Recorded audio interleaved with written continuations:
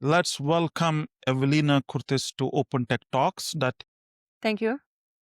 Thank you so much joining Ewelina to our show. So if you can just give us a short brief about yourself, what you do, and where are you based, so that will help us to just for audience to know about yourself. So hello everyone. I'm Ewelina Kurtys. I'm a scientist by background. I have PhD in neuroscience. And after I moved to industry, started work with startups. I'm currently strategic advisor at FinalSpark. The topic of the podcast today, FinalSpark is on the mission to build computers from living neurons, which are 1 million times more energy efficient than digital processors. So Okay, that's in a nutshell what we try to do. that's wonderful. So let's go from a very fundamentals for audience and for me as well. So if you can give us what is these living neurons and what you're trying to build. So living neurons are those also which we have in our heads. Why we are thinking, why we can talk today is because our neurons are processing information in our brains. Right. And these neurons you can also have on the dish in the lab. And they are widely used for biomedical research to answer questions on how brain works. But we actually have different questions. We want to build computer from living neurons. So we don't try to understand brain, but we just want to use living neurons and we try to program them. So we would like to build a computer where at the heart will be living neurons processing information. Because we know for sure they can process information. It's also very easy. They are very scalable because you can produce huge amounts of neurons and we know it works already. And of course, the most important is that they are energy efficient. So that's solution for the problem which we have today, that artificial intelligence is using exponentially increasing amount of energy. The better model you build in digital, the more energy they use. So it's important to find a solution for that. So there are two potential solutions. So one is alternative energy sources. Another is alternative computing. And this is what we do is alternative computing, something what is alternative to silicon. Okay. And how this idea comes in the mind that, yes, this is the way to do it. So where the research was done or anything? So actually, we could say that technology is ready today that you actually can work on such a project. But how FinalSpark started? FinalSpark was founded in 2014 by Fred Jordan and Martin Kuter. These are two Swiss entrepreneurs. They have already some successful company, and the next project was kind of like a dream. They had a dream to build a thinking machine. So superior artificial intelligence, which is actually dream of many engineers. So many of them want to make better AI. And since 2014, so that was a long time ago, actually they initially did fundamental research in artificial intelligence, but digital. However, they realized that digital AI costs a lot of energy. If you want to make smarter model, you just need more money for energy, for the servers. So they realized that for a small startup, it's not the way, because that's what big players do with the big budget, because we know already it works, at least for the moment. And indeed, we can see the success of LLMs, of large language models, which are really impressive.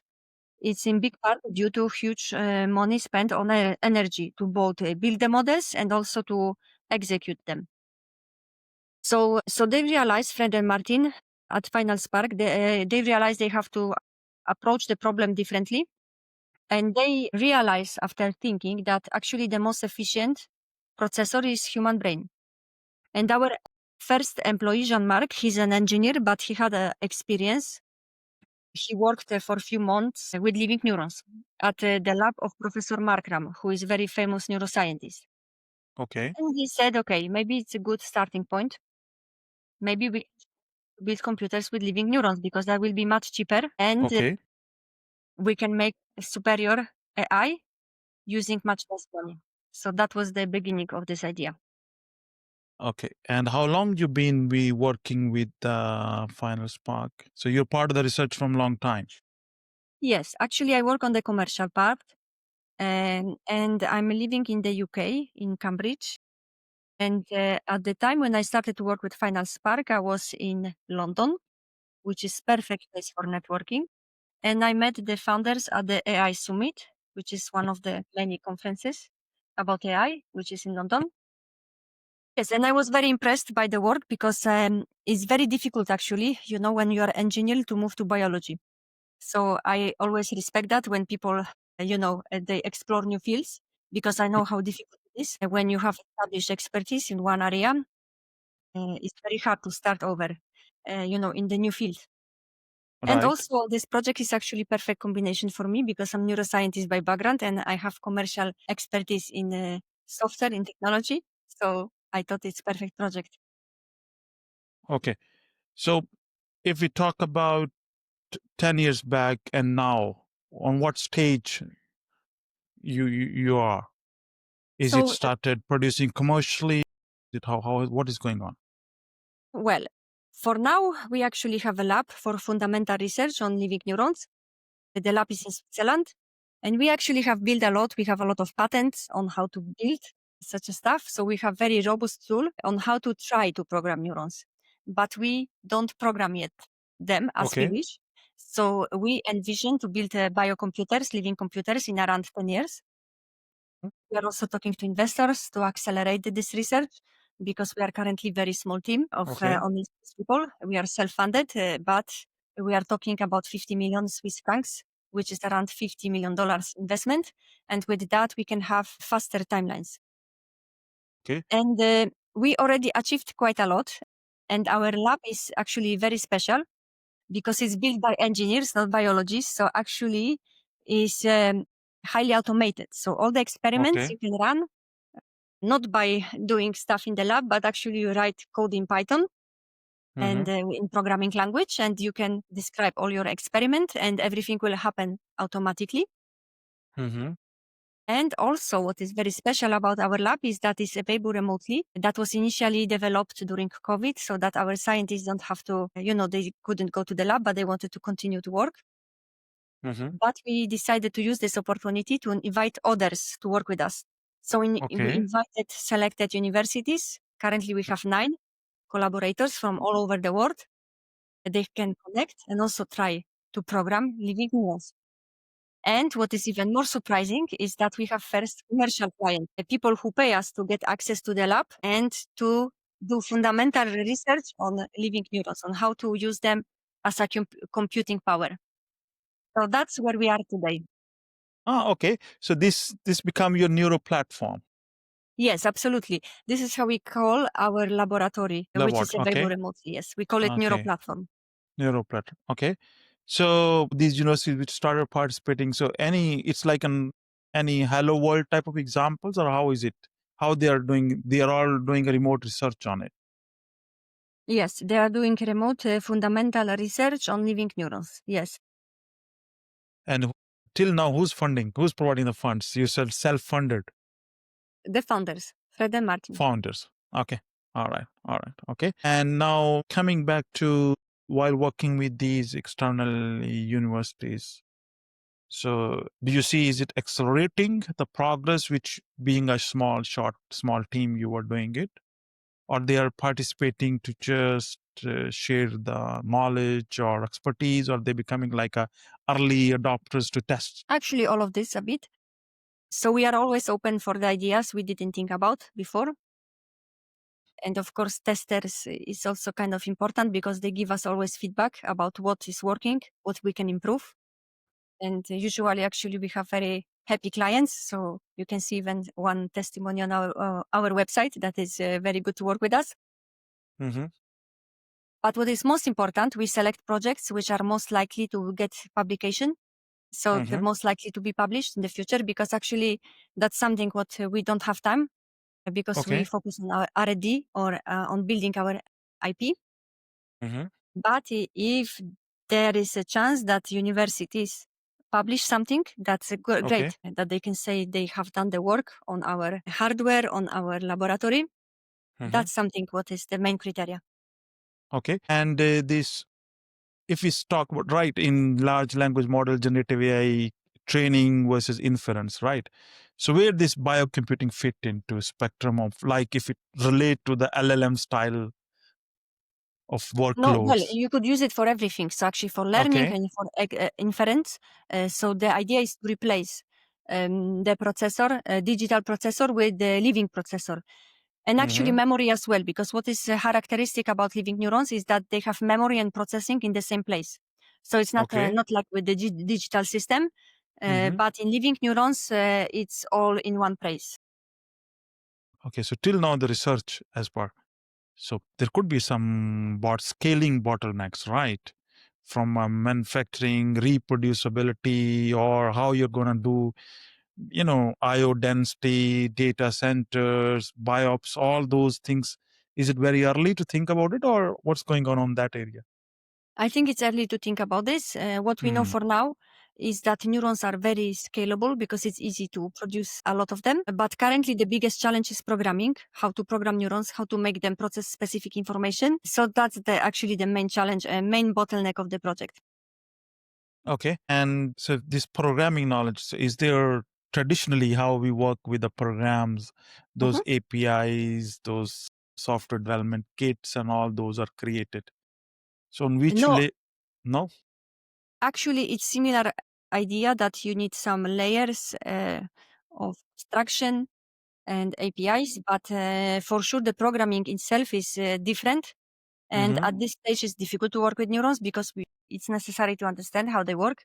So it's like you Mm-hmm. would work with Verilog or some other very low level language on the hardware where you have to know exactly how it works. And Mm-hmm. in the future, of course, we hope that there will be, high level language. Maybe you will even be able to program in Python.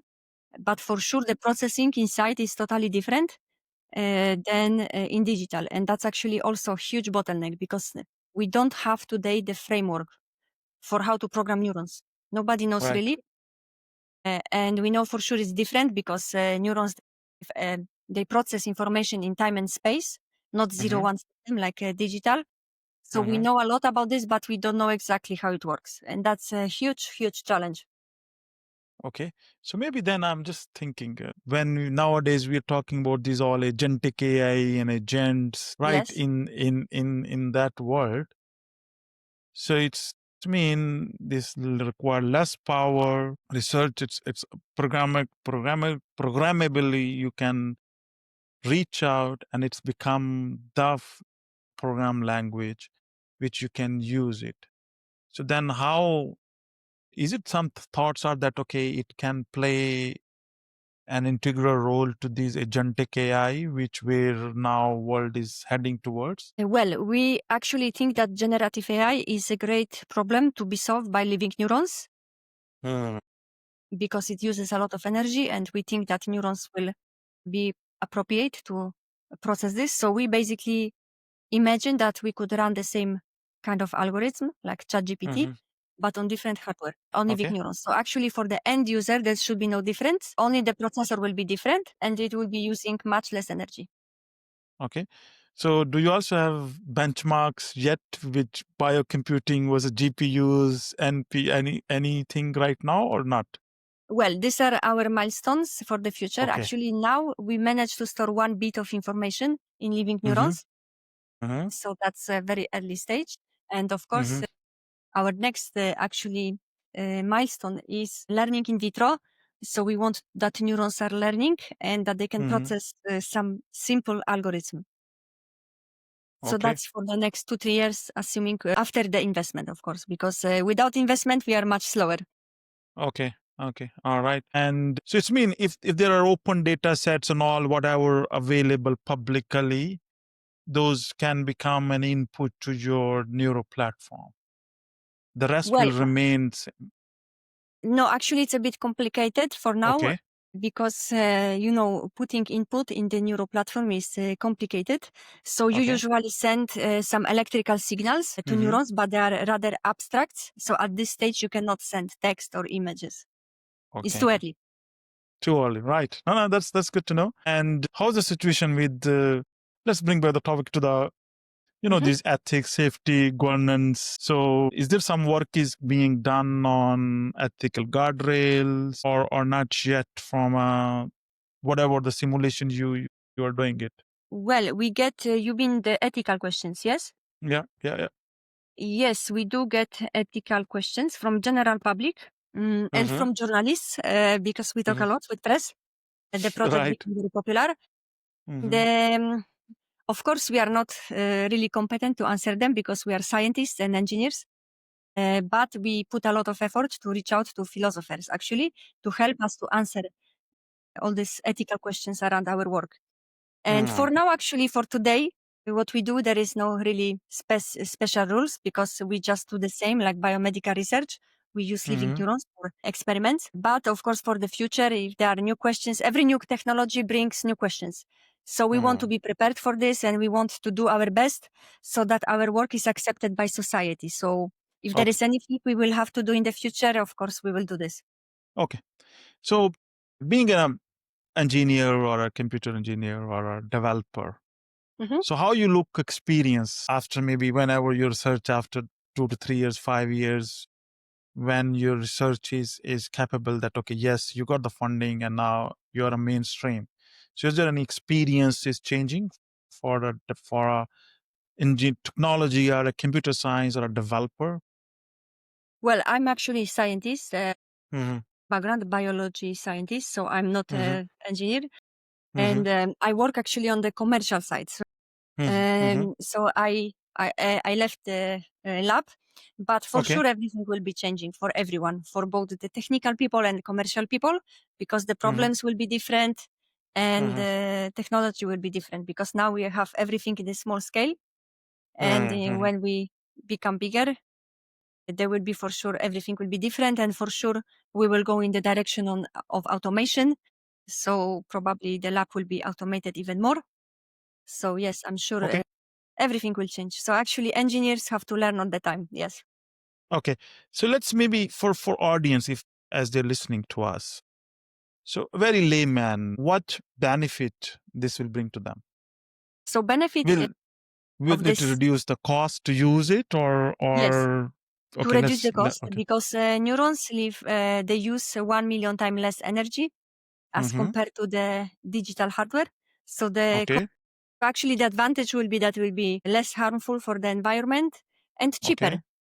So more accessible also. Okay. But this cheaper is from access point of view. But definitely your these are all including the cost of building, scaling, and everything you're Yes, talking about. absolutely. We calculated Mm-hmm. based on our current experience how much it Mm-hmm. can cost to run such a lab and computer. Mm-hmm. Mm-hmm. So yes, definitely. Any information you want to share, or it's too early to share anything? From our cheapest, when we say cheap, Yes. so are you in position to share some stats that okay, for using with this model, you you're gonna pay X amount now, which can become like okay, 4 times cheaper, 3 times cheaper, I think it's a bit abstract bit early. today because we Abstract. store Okay. Okay. one bit of information. So, it's Mm-hmm. difficult to say. But Mm-hmm. today the comparison is made on this how much energy is consumed by human brain. Okay. So all this hypothesis is based on that. Okay. But for example, I can say you the number that, that to reproduce the work of our brain, we Mm-hmm. would need one small nuclear plant. So that's a kind of like comparison. And we can run all Okay. day with banana. So we don't need so much energy to run the Okay. neurons.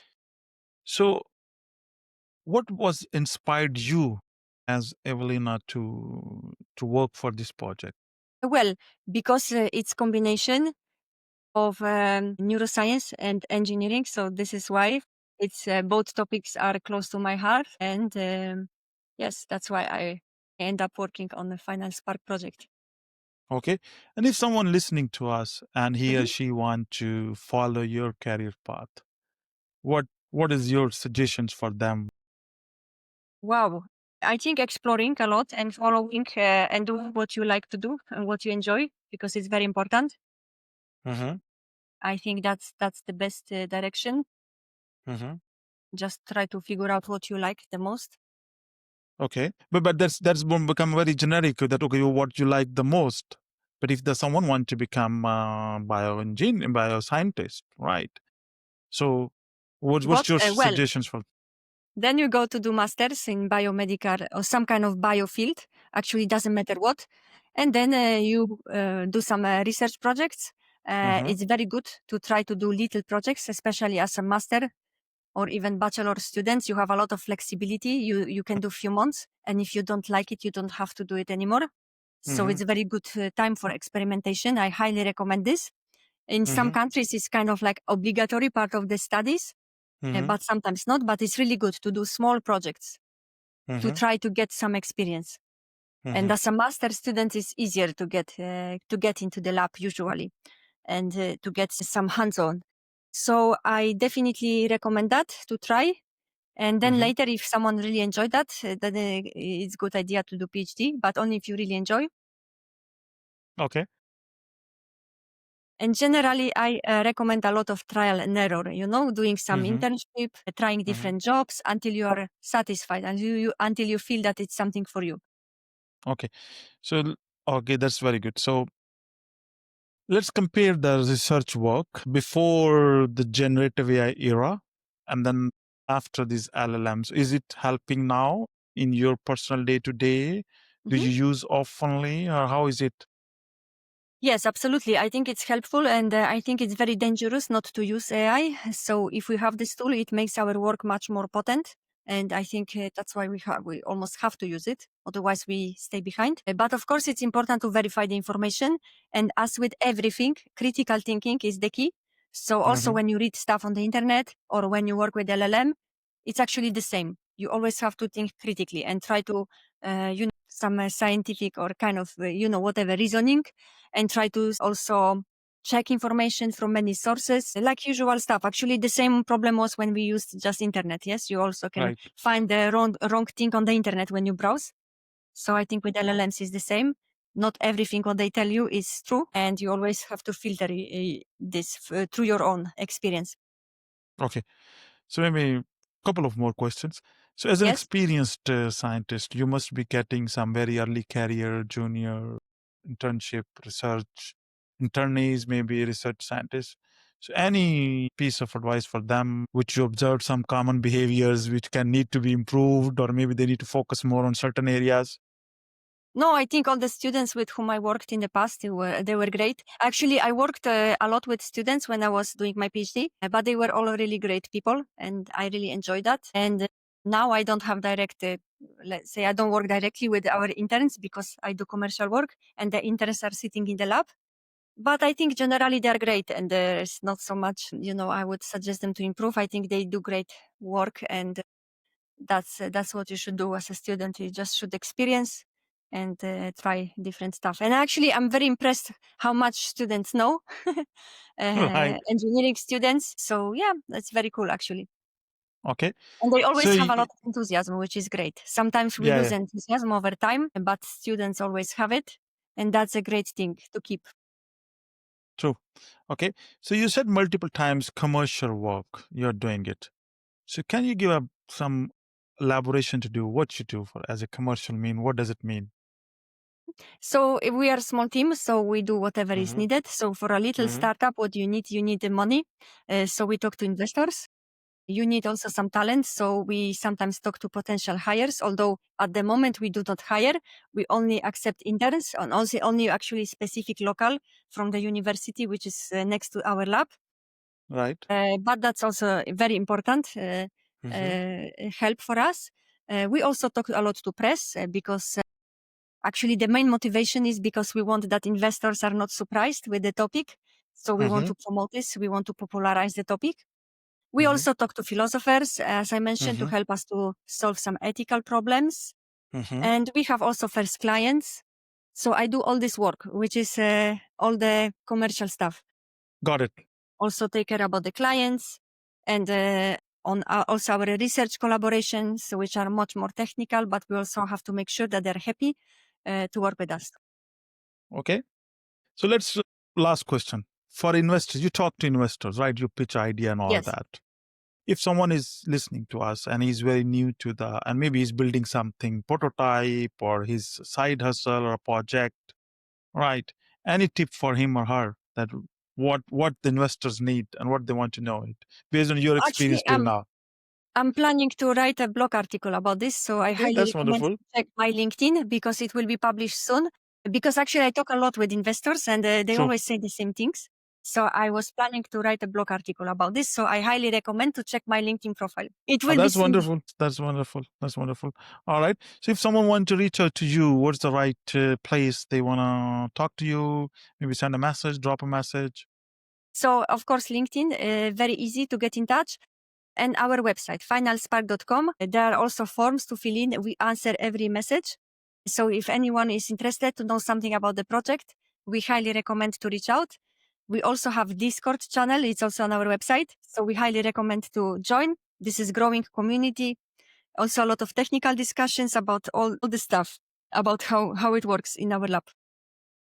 Oh, that's wonderful. Good to know about Discord and all that, because it's all the futuristic ideas and then the work which is happening. So I'm happy to connect with you and chat about that one. And Thank you. I'm gonna even maybe broadcast on Open Tech Talk, because that's what you said, right? So it's first is awareness, and then knowing about that one is the Yes, second step. absolutely. All right. Thank you so much for joining and spending last 20-30 minutes with us. Thank you so much. Yeah. Thank you. Thank you so much. Bye bye. Thank you. Bye bye.